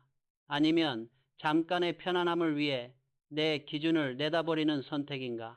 영상의 시작에서 우리는 착한 사람으로 끝내지 마라는 말을 들었습니다. 여기까지 이야기를 따라오신 여러분은 아마 이미 알고 계실 겁니다. 그 말은 차가운 사람이 되라는 말이 아니라 따뜻하지만 책임질 줄 아는 사람이 되라는 뜻이라는 것을요. 그래서 이쯤에서 당신께 이런 질문을 건네고 싶습니다. 오늘 이야기를 들으며 당신 마음속에 가장 오래 남은 한 문장은 무엇인가요? 혹은 어떤 한 단어가 지금의 당신을 가장 깊이 흔들고 있나요? 신용이라는 단어가 떠오를 수도 있습니다. 축, 결단, 강한 온정, 책임, 혹은 나도 이제 내 기준으로 살아야겠다라는 다짐일 수도 있습니다. 잠시 눈을 감고 가슴 한가운데 가장 또렷이 남아있는 단어를 하나 떠올려 보세요. 그 단어는 어쩌면 앞으로 남은 인생을 살아갈 당신만의 작은 나침반이 될지도 모릅니다. 그리고 이 영상을 다 보신 뒤 누군가와 함께 차 한 잔을 나누게 된다면 이렇게 한번 이야기해 보셔도 좋겠습니다. 오늘 어떤 단어가 제일 마음에 남았는지 한번 서로 이야기해 볼까요? 그 짧은 대화가 누군가에게는 오늘을 버틸 힘이 될 수 있습니다. 우리는 생각보다 서로의 이야기를 잘 들어주지 못하고 살 때가 많습니다. 하지만 나이가 들수록 진짜 위로는 거창한 조언이 아니라 나도 그래, 나도 그 말이 가슴에 남더라 라고 함께 공감하는 한마디에서 시작됩니다. 당신이 오늘 이 긴 이야기를 끝까지 들었다는 사실 자체가 이미 삶을 다시 한번 돌아보려는 용기입니다. 그 용기를 통해 남은 날들이 조금 더 단단해지기를, 그리고 당신의 착함이 더 이상 약점이 아니라 강력한 무기로 바뀌기를 진심으로 응원합니다. 지금까지 우리는 한 기업가의 삶을 빌려 6가지 철학을 함께 걸어왔습니다. 그런데 이야기가 아무리 좋아도 결국 중요한 건 그래서 내 인생에서는 어떻게 해야 하지 하는 질문일 겁니다. 이제부터는 그 답을 조금 더 구체적으로 나누어 보려 합니다. 거창한 성공 비법이 아니라 오늘 하루를 살아가는 우리에게 실제로 도움이 될 수 있는 작은 실천들로요. 먼저 좋은 사람에서 신뢰받는 사람으로 바뀌는 첫걸음은 생각보다 단순합니다. 모든 부탁을 다 들어주지 않는 것. 현장에서 김 과장은 정말 좋은 사람이었습니다. 누구 부탁이든 거절하지 않았고 밤낮 없이 뛰어다녔습니다. 그런데 정작 회사가 가장 필요로 하는 순간 그 성실함은 결과를 만들어내지 못했습니다. 우리 일상에서도 비슷한 상황이 많습니다. 은퇴를 앞둔 나이에 여전히 집안의 모든 일을 도맡아 하는 부모, 회사에서는 이미 후배들이 중심이 되어야 할 시기인데도 여전히 그냥 내가 하는 게 빠르지 하면서 모든 업무를 대신 처리하는 선배, 친구, 형제, 자녀의 부탁을 거절하지 못해 스스로의 시간을 다 내어주는 사람. 처음에는 주변에서 정말 좋은 사람이야 라고 말합니다. 하지만 시간이 지나면 이상하게도 그 좋은 사람이 가장 지치고 가장 서운해지는 경우가 많습니다. 왜냐하면 좋은 사람으로만 남는다는 건 결국 아무에게도 제대로 기대지 못하는 사람이 되기도 하기 때문입니다. 그래서 첫 번째 실천은 이렇습니다. 오늘 하루 꼭 지켜야 할 내일 한 가지를 정하고 나머지 부탁에는 정중하게 선을 그어본다. 예를 들어 이런 식입니다. 오늘 오전에는 병원 검진을 꼭 다녀와야 해서 그 시간만큼은 제 일에 집중하겠습니다. 이번 주는 건강이 좋지 않아서 모임은 다음으로 미루겠습니다. 이렇게 말하는 건 이기적인 게 아니라 내 삶에 책임을 지는 첫걸음입니다. 내가 나를 지키지 않으면 누구도 끝까지 나를 지켜주지 못합니다. 두 번째로 자기 축을 세우는 연습입니다. 그가 말한 축은 세 가지였지만 우리 인생의 축은 각자 다릅니다. 중요한 건 숫자가 아니라 이 세 가지만은 어떤 상황에서도 쉽게 양보하지 않겠다라는 기준을 스스로 세워보는 것입니다. 이를테면 이런 식입니다. 나는 돈이 조금 부족하더라도 거짓말로 채우지는 않겠다. 가족과의 약속은 웬만한 일보다 먼저 지키겠다. 건강을 잃는 일에는 아무리 좋은 기회도 무리하지 않겠다. 이처럼 세 가지 정도의 기준을 정해두면 선택의 순간마다 마음이 훨씬 덜 흔들립니다. 주변에서 뭐라 해도 TV 뉴스에서 인터넷에서 수많은 정보가 쏟아져도 내 안에 세워둔 기준이 있으면 갈림길에서 길을 잃지 않습니다. 세 번째는 숫자로 사람을 보는 연습을 내 삶에 적용해 보는 것입니다. 여기서 숫자는 꼭 돈이나 실적만을 의미하지 않습니다. 이 사람이 그동안 내 곁에 있어준 횟수, 힘들다고 말했을 때 실제로 행동해 준 적이 몇 번인지, 약속한 일을 제때 마친 경험이 얼마나 되는지, 이런 것들을 조용히 떠올려 보면 누구에게 마음을 더 기울여야 할지, 누구와 거리를 조금 두어야 할지 보이기 시작합니다. 그리고 동시에 나 스스로도 돌아보게 됩니다. 나는 누군가에게 어떤 숫자로 남아있을까? 전화 한 통이라도 먼저 건 걸, 작은 약속이라도 지킨 횟수는 생각보다 큰 힘을 가집니다. 특히 중장년, 노년의 시간에는 크게 베푼 한 번의 장면보다 꾸준히 지켜온 자잘한 약속들이 주변 사람들의 기억에 더 오래 남습니다. 네 번째는 애매한 말 대신 분명한 말을 써보는 습관입니다. 생각해 볼게요 라는 말로 미루기만 하던 결정을 이번에는 어렵겠습니다. 또는 네, 하겠습니다로 바꾸는 연습입니다. 가족 사이에서도 마찬가지입니다. 언제 한번 같이 여행 가자 라는 말은 사실상 아무 약속이 아닙니다. 올가을 안에 우리가 같이 1박이라도 다녀오자. 날짜를 지금 같이 정해보자 라고 말하는 순간 관계는 실제로 움직이기 시작합니다. 직장에서도 친구 사이에서도 모임에서도 우리는 너무 많은 일들을 나중에 언젠가로 미뤄두고 삽니다. 하지만 나이가 들수록 우리는 알게 됩니다. 언젠가는 대부분 오지 않는다는 사실을요. 다섯 번째는 강한 온정을 실천해 보는 것입니다. 무조건 도와주는 사람이 아니라 도와준 뒤에 한 걸음 물러서서 그 사람이 스스로 설 수 있도록 지켜봐 주는 사람, 도움을 주되 그 도움에 상대가 의존하지 않도록 선을 그어주는 사람. 예를 들어 자녀에게 경제적으로 도와주는 문제를 생각해 볼 수 있습니다. 처음 사회에 나갈 때, 결혼을 준비할 때, 어려움이 있을 때 부모가 도와주는 건 큰 힘이 됩니다. 하지만 그 이후에도 반복해서 모든 걸 대신 해결해 주다 보면 자녀는 스스로 결정하고 책임지는 법을 배우지 못합니다. 이럴 때 필요한 말은 때로 이런 말일지도 모릅니다. 이번까지만 도와줄게. 그 다음부터는 내가 스스로 해보자. 나는 뒤에서 응원할게. 이 말은 차가운 말이 아니라 나는 내가 스스로 해낼 수 있다고 믿는다라는 가장 따뜻한 신뢰의 표현이기도 합니다. 마지막으로 위기는 계속 오지만 품질과 신용을 지키는 사람은 쉽게 무너지지 않는다는 사실을 마음에 새겨보는 것입니다. 인생을 돌아보면 누구나 크고 작은 위기들을 겪습니다. 경제적인 문제, 건강 문제, 관계의 갈등, 예기치 못한 사고들.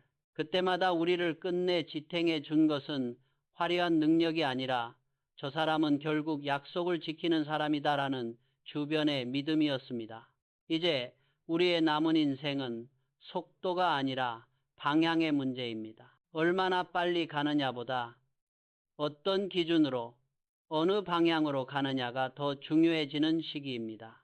오늘 밤 잠들기 전에 아주 짧게라도 스스로에게 물어볼 수 있으면 좋겠습니다. 나는 착한 사람으로만 기억되고 싶은가? 아니면 따뜻하면서도 믿고 맡길 수 있는 사람으로 기억되고 싶은가? 이 질문에 대한 당신의 대답이 앞으로의 하루하루를 조금씩 바꿔 놓을 것입니다. 이제 이야기는 마지막을 향해 가고 있습니다. 하지만 끝이라고 해서 가볍게 흘려보내기엔 우리가 함께 걸어온 길이 꽤 길었습니다. 한 사람의 삶을 통해 6가지 철학을 들여다보았고 그 철학을 우리 자신의 인생에 비춰보기도 했습니다. 이제 남은 일은 단 하나입니다. 그 여러 문장들, 여러 장면들 중에서 내 가슴에 가장 깊이 남은 단어 하나를 고르는 일입니다. 영상의 마지막에서 그는 이렇게 묻습니다. 이제 여러분께 묻고 싶습니다. 오늘 이야기 중 어떤 한 문장이 마음에 남았나요? 어떤 단어가 지금의 당신을 가장 흔들었나요? 우리가 나이가 들어갈수록 점점 더 느끼게 되는 사실이 있습니다. 인생은 거창한 슬로건이 아니라 마음속에 조용히 새겨둔 한두 마디 말에 의해 방향이 바뀐다는 것. 살면서 수없이 많은 말을 들었지만 끝내 남는 건 손에 꼽을 정도의 짧은 문장들입니다. 그래, 나는 이렇게 살아야지. 어쩌면 오늘 이 긴 이야기 속에서도 그런 문장 하나가 당신 가슴 한구석에 남았을지도 모릅니다. 영상 속에서 소개된 단어들을 다시 떠올려 봅니다. 신용, 사람의 생명이고 기업의 뿌리라 했던 그 말, 인재제일, 결국 사람을 키우는 것이 가장 큰 투자라는 믿음, 품질제일, 타협 없는 완성도가 위기 속에서도 회사를 지킨다는 철학, 사업보국, 이를 통해 나라와 사람에게 보답하겠다는 다짐, 결단, 머뭇거림 대신 책임지는 한마디를 선택하는 용기, 축, 남의 눈치가 아니라 나만의 중심으로 버티는 힘, 강한 온정, 부드럽지만 무너지지 않고 따뜻하지만 방임하지 않는 마음. 이 단어들은 겉으로 보면 모두 기업 경영의 언어처럼 보입니다. 그러나 조금만 들여다보면 우리 하루하루와 멀지 않습니다. 신용은 말을 했으면 지키는 것, 힘들어도 빌린 돈은 갚으려 애쓰는 것, 아이들 앞에서 한 약속을 가볍게 넘기지 않는 것으로 우리 삶 안에서 숨쉬고 있습니다.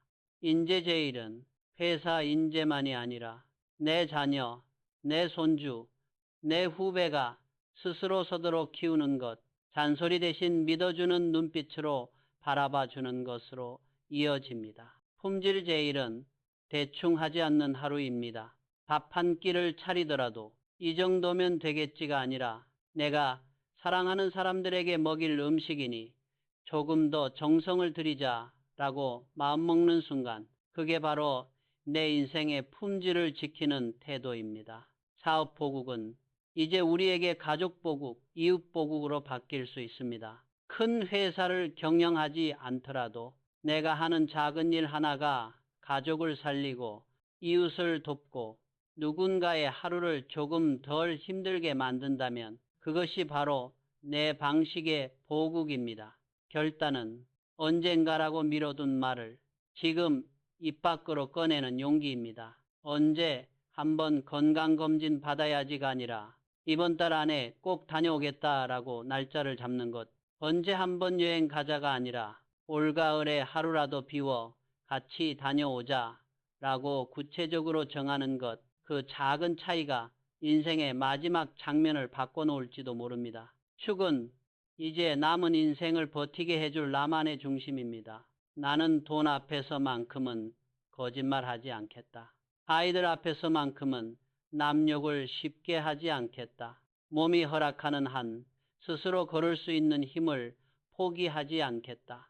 이처럼 아주 단순하지만 분명한 기준 3가지를 정해놓는 순간 우리는 더 이상 바람 부는 대로 흔들리는 갈대가 아니라 자기 발로 서 있는 나무가 됩니다. 그리고 마지막으로 강한 온정. 이 단어는 우리가 평생 연습해야 할 과제일지도 모릅니다. 도와주되 대신 살아주지 않는 것, 안아주되 붙잡아두지 않는 것, 손을 잡아 일으켜주되 끝내는 스스로 걸을 수 있도록 놓아주는 것. 가족을 향한 사랑, 친구를 향한 애정, 후배를 향한 배려 속에는 언제나 이 두 가지가 함께 있어야 합니다. 나는 너를 돕고 싶다는 마음과 하지만 결국 내 인생은 내가 걸어야 한다는 냉정함. 이 둘이 만나는 지점에서 비로소 강한 온정이 탄생합니다. 그래서 영상은 조용히 우리에게 한 가지를 요청합니다. 오늘 당신이 가장 깊이 느낀 한 단어를 댓글에 남겨달라. 그건 단지 알고리즘을 위한 댓글이 아닙니다. 당신이 적어놓은 그 한 단어가 오늘을 버티기 어려워 이 영상을 찾아온 누군가에게 조용한 위로가 될 수 있기 때문입니다. 예를 들어 이렇게 써볼 수 있습니다. 저는 신용이라는 말이 가장 깊게 남았습니다. 잊고 살았던 내 약속들을 다시 떠올려 보게 됩니다. 저는 강한 온정이 마음에 남습니다. 이제는 도와주는 방식도 바꿔보려 합니다. 제 단어는 축입니다. 이제 제 인생의 중심을 다시 정해보려 합니다. 이렇게 한 문장을 남기는 것만으로도 당신의 삶은 이미 한 걸음 앞으로 나아갑니다. 왜냐하면 마음으로만 생각하던 다짐을 글자로 꺼내 쓰는 순간 그 다짐은 막연한 바람에서 현실을 향한 약속으로 바뀌기 때문입니다. 그리고 마지막으로 그는 평생 강조했던 한 문장으로 이야기를 마무리합니다. 위기는 늘 오지만 품질과 신용을 지키는 자는 결코 무너지지 않는다. 이 문장을 우리 인생에 옮겨 적어본다면 이렇게 바꿀 수 있을지도 모릅니다. 인생의 위기는 언제든 찾아오지만 내 기준과 내 신용을 지키는 사람은 쉽게 무너지지 않는다. 경제 위기, 건강의 위기, 관계의 위기, 마음의 위기, 언제 어떤 모양으로 찾아올지 알 수 없지만 우리가 지킬 수 있는 건 단 하나입니다. 어떤 상황에서도 내 품격과 내 약속을 포기하지 않겠다는 것. 오늘 이 영상을 끝까지 함께 해주신 당신께 진심으로 고맙다는 말을 전하고 싶습니다. 당신이 지금 어떤 자리에 있든 어떤 어려움 속에 있든 당신 안에는 여전히 강한 온정을 품을 수 있는 힘이 남아 있습니다. 이제 영상이 끝난 뒤 잠시 숨을 고르고 당신의 단어를 하나 골라보십시오. 그리고 그 단어를 오늘 하루의 중심에 조용히 세워보십시오. 그 한 단어가 당신의 남은 날들을 지켜줄 작지만 단단한 축이 되어 줄 것입니다. 이제 정말로 이야기의 끝자락입니다. 하지만 끝이라는 말이 인생의 끝을 뜻하는 건 아닙니다. 오히려 지금 이 순간이 우리 각자가 자기 삶의 다음 장을 넘기는 출발점이 될 수도 있습니다. 지금까지 우리는 한 사람의 철학을 빌려 신용, 품질, 인재, 결단, 축, 강한 온정이라는 6개의 단어를 따라 걸어왔습니다. 하지만 이 6단어를 머릿속으로만 이해하고 끝내버린다면 이 긴 이야기는 잠깐의 감동으로만 남고 말겠지요. 그래서 마지막 파트에서는 이 단어들을 우리 각자의 구체적인 삶으로 조금 더 끌어내려 보려 합니다. 먼저 이렇게 스스로에게 물어보면 좋겠습니다. 내 인생에서 지금 가장 다시 세우고 싶은 건 무엇인가? 어떤 분에겐 신용일 수 있습니다. 사업을 하다가 혹은 인간관계에서 한번 크게 넘어지면서 누군가에게 실망을 준 기억이 있을 수 있습니다. 그 기억 때문에 스스로를 책망하며 나는 이제 신뢰받을 자격이 없다 하고 느낄 수도 있습니다. 하지만 기억해야 할 것이 하나 있습니다. 신용은 한 번의 실수로 영원히 사라지는 것이 아닙니다. 신용은 완전히 흠 하나 없는 사람에게 주어지는 훈장이 아니라 넘어졌다고 해서 도망치지 않고 부족함을 인정한 뒤 천천히 다시 약속을 지켜나가는 사람에게 조금씩 다시 쌓이는 토양 같은 것입니다. 우리는 나이가 들면서 이렇게 말하곤 합니다. 이제 와서 내가 뭘 바꾼다고 달라지겠어. 하지만 신용의 세계에서는 생각보다 많은 것들이 지금부터 다시 시작됩니다. 오늘 아주 작은 것부터 다시 세워볼 수 있습니다. 오래 미뤄둔 돈이 있다면 전부는 아니더라도 이번 달에 이만큼은 갚겠다고 먼저 연락을 해보는 것. 오랫동안 연락하지 못한 가족이나 친구에게 그때 미안했다라고 먼저 말해보는 것. 오늘 하루 안에 할 수 있는 일만큼은 정말로 해내고 잠자리에 드는 것. 이 작은 행동 하나가 스스로에 대한 신뢰를 다시 세우는 첫 삽입니다. 남들이 뭐라고 평가하기 전에 내가 나를 믿을 수 있는 사람이 되는 것. 그게 신용의 가장 깊은 뿌리입니다. 두 번째로 다시 한번 축에 대해 생각해 봅니다. 지금 당신 나이는 몇 살인가요? 50대, 60대, 혹은 그보다 더 위의 세대일 수도 있습니다. 우리는 이미 너무 많은 기준과 잣대를 보고 살아왔습니다. 남들 다 그렇게 산다더라. 이 나이에 뭘 새삼스럽게. 하지만 진짜 중요한 건 남들이 세워준 기준이 아니라 이제부터 남은 시간을 견디게 해줄 나만의 기준입니다. 나이가 들수록 선택의 폭이 좁아진다고 느낄 때가 많습니다. 하지만 동시에 우리는 더 이상 남 눈치를 보며 살 필요도 없는 나이에 와 있기도 합니다.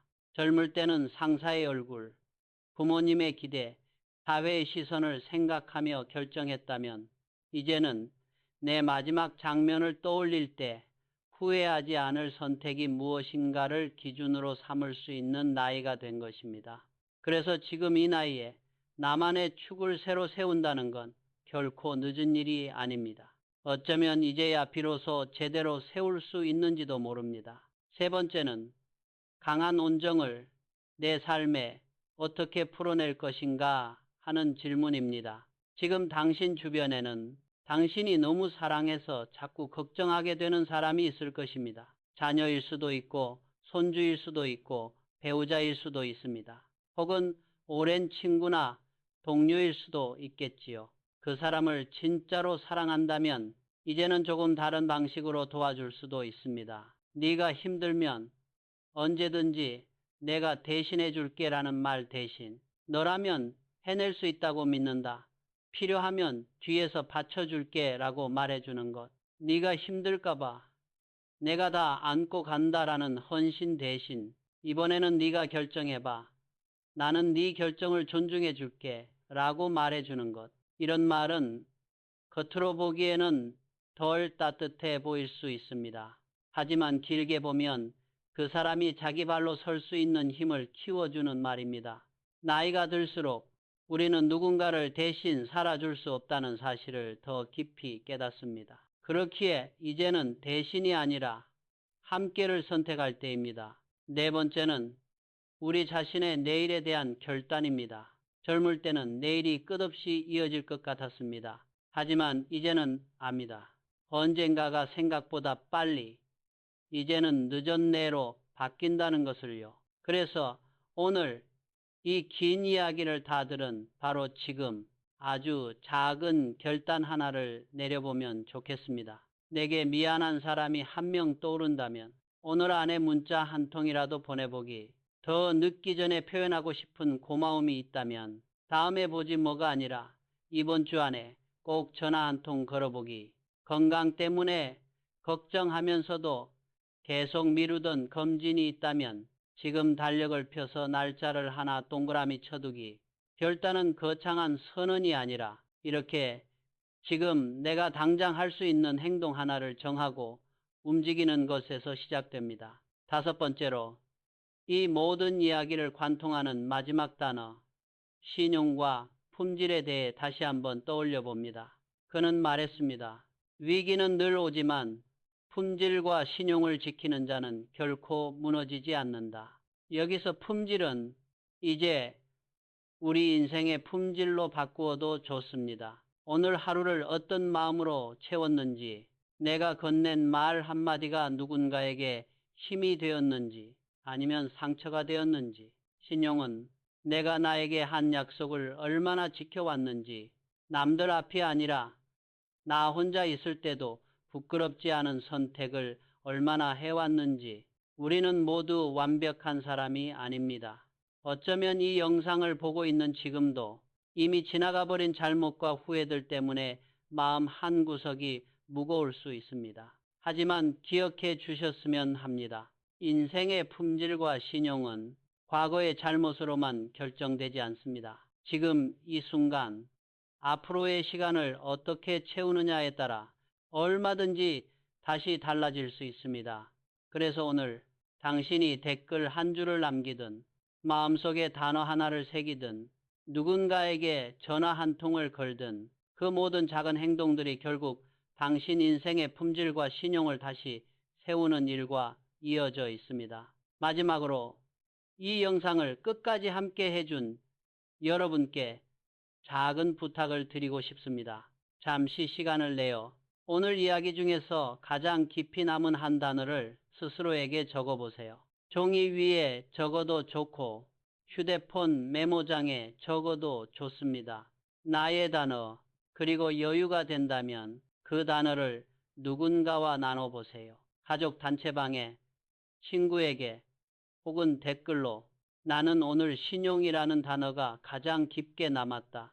나는 강한 온정이라는 말이 마음을 울렸다. 나는 축, 나만의 중심을 꼭 찾고 싶다. 그 한 문장이 당신의 내일을 조금 더 단단하게 만들고 누군가의 오늘을 버티게 해줄지도 모릅니다. 그리고 마지막으로 이 이야기가 마음에 닿았다면 영상 아래에 당신의 단어 하나를 남겨주세요. 그 단어는 오늘의 당신을 비추는 작은 거울이자 내일의 당신을 이끄는 조용한 나침반이 되어줄 것입니다. 당신의 삶이 착함에서 멈추지 않고 강한 온정으로 깊어지기를, 그리고 어떤 위기가 오더라도 당신만의 품질과 신용을 끝까지 지켜 결코 쉽게 무너지지 않는 사람이 되기를 조용히 그러나 진심으로 응원합니다. 이야기를 시작할 때 우리는 한 기자의 질문에서 출발했습니다. 정규 고등교육도 받지 못한 사람이 정말 대기업을 이끌 수 있습니까? 지금 다시 그 질문을 떠올려 보면 사실 그건 이병철 한 사람만을 향한 물음이 아니었습니다. 배경도, 조건도, 학력도, 운도 완벽하지 않았던 세대 전체를 향해 세상이 던졌던 질문이기도 했습니다. 당신 같은 사람이 이 거친 세상에서 정말 끝까지 버틸 수 있겠습니까? 그리고 우리는 알고 있습니다. 그 세대는 끝까지 버텼고 나라를 일으켰고 가정을 지켰고 자녀들을 키워냈습니다. 완벽해서가 아니라 신용과 책임, 결단과 온정이라는 보이지 않는 기둥들을 붙잡고 살아냈기 때문입니다. 지금 이 영상을 보고 있는 여러분도 마찬가지입니다. 이미 수십 년 동안 삶이라는 가장 험한 학교를 졸업 없이 다니며 몸으로, 마음으로 수없이 많은 수업을 치러 오셨습니다. 누군가는 사업의 파고를 견디느라, 누군가는 직장에서 묵묵히 시간을 견디느라, 누군가는 가족의 병간호를 하느라, 또 누군가는 자녀와 부모 사이에서 양쪽을 붙들고 버티느라 남이 몰라줘도 기록되지 않아도 당신만의 신용과 품질을 지키며 여기까지 오셨습니다. 그래서 이 이야기는 사실 누군가의 성공담이 아니라 당신의 삶을 조용히 비춰보는 긴 거울 같은 시간이었을지도 모릅니다. 이제 마지막으로 이 긴 여정을 정리하는 6개의 질문을 당신께 남기고자 합니다. 첫 번째 질문입니다. 나는 지금 누구에게 어떤 신용으로 기억되고 싶은가? 돈을 잘 버는 사람, 능력 있는 사람도 좋지만 결국 나이를 먹을수록 사람들은 이렇게 말합니다. 그래도 저 사람 말은 믿을 수 있어. 저 사람에게 맡긴 일은 끝까지 책임지고 마무리하더라. 당신 이름 앞에 이런 말이 붙는다면 그것만으로도 이미 인생의 절반은 성공한 것입니다. 두 번째 질문입니다. 지금 내 인생의 축은 무엇인가? 남들이 뭐라 하든, 뉴스에서, 인터넷에서 뭐라 떠들든 흔들리지 않고 붙들고 싶은 나만의 3가지 값, 가족일 수도 있고 건강일 수도 있고 신용, 믿음, 정직, 배려, 존엄일 수도 있습니다. 이미 늦었다고 느껴질지 몰라도 지금 이 순간에도 우리는 내 인생의 축을 새로 세울 수 있습니다. 이제부터 남은 시간만큼은 이 기준만은 배신하지 않겠다. 이 결심 하나가 남은 날들의 방향을 바꿉니다. 세 번째 질문입니다. 나는 누군가를 약하게 돕고 있지는 않은가? 도와준다는 이름으로 상대의 선택과 책임까지 빼앗고 있지는 않은지, 내가 너무 많은 걸 대신 결정해주고 너무 많은 걸 대신 해결해주면서 정작 그 사람이 스스로 설 기회를 잃어가고 있지는 않은지, 이제는 이렇게 말해줄 때가 되었을지도 모릅니다. 이제는 네가 해보자. 나는 네가 넘어지면 한 번 더 일으켜줄 준비만 하고 있을게. 그 한마디가 상대에 대한 진짜 믿음이자 당신의 온정을 한 단계 더 깊게 만드는 순간입니다. 네 번째 질문입니다. 내가 검토하겠습니다 라고 미뤄둔 일은 무엇인가? 깊이 생각해 보겠다며 뒤로 미룬 말, 나중에 하겠다며 계속 미뤄온 선택들, 건강검진일 수도 있고 관계 회복의 전화일 수도 있고 혹은 스스로를 위한 아주 작은 결심일 수도 있습니다. 오늘 이 영상을 다 본 바로 지금 그중 하나만 골라 한다 혹은 안 한다라고 마음속으로 분명히 결정해 보세요. 결단은 생각의 길이가 아니라 말의 분명함에서 시작됩니다. 다섯 번째 질문입니다. 내 삶의 품질을 조금이라도 높이기 위해 오늘 내가 더 정성 들일 수 있는 일은 무엇일까? 거창한 것이 아니어도 좋습니다. 함께 사는 사람을 위해 밥 한 끼를 조금 더 정성스럽게 차리는 일, 집안을 정리하며 이제는 필요 없는 것들을 비워내는 일, 연락이 뜸했던 사람에게 근황을 묻는 안부 한마디를 전하는 일, 이렇게 아주 작은 일의 품질을 높이는 순간 우리 인생의 품질도 함께 올라갑니다. 여섯 번째, 마지막 질문입니다. 위기가 또 온다 해도 나는 무엇만은 끝까지 지키겠다고 약속할 수 있을까? 경제적인 위기, 건강의 위기, 관계의 위기, 마음의 위기, 우리는 이미 여러 번 겪어봤고 앞으로도 몇 번은 더 마주하게 될지도 모릅니다. 그때마다 우리를 지탱해 줄 것은 거창한 이론이나 화려한 능력이 아니라 그래도 나는 이 기준만은 지키겠다라는 조용한 다짐입니다. 그 다짐이 바로 당신 인생의 신용이고 당신 삶의 품질입니다. 이제 정말로 마무리를 지어야 할 시간입니다. 만약 이 긴 이야기가 당신 마음 어딘가를 두드렸다면 잠시 시간을 내어 종이 한 장을 꺼내거나 휴대폰 메모장을 열고 이렇게 적어보세요. 오늘 나에게 남은 단어는 이다. 그 단어를 바라보며 오늘 하루를 그리고 내일을 살아가 보십시오. 혹시 여유가 된다면 그 단어를 댓글이나 메시지 혹은 주변 사람들과 나누어 보셔도 좋겠습니다. 당신이 고른 단어 한 개가 어디선가 이 영상을 보고 있을 또 다른 누군가에게 오늘을 버틸 작은 힘이 되어줄 수도 있으니까요. 신용, 횟수축, 결단, 품질, 인재, 강한 온정, 이 모든 단어를 합쳐 한 문장으로 정리한다면 아마 이렇게 말할 수 있을 것입니다. 착한 사람으로만 머무르지 말고 책임을 지는 따뜻한 사람이 되어라. 오늘 이 시간을 함께 걸어주셔서 진심으로 감사합니다. 당신의 남은 날들이 조용하지만 단단한 신용으로 부드럽지만 흔들리지 않는 온정으로 채워지기를 화면 너머에서 조용히 그러나 뜨겁게 응원합니다.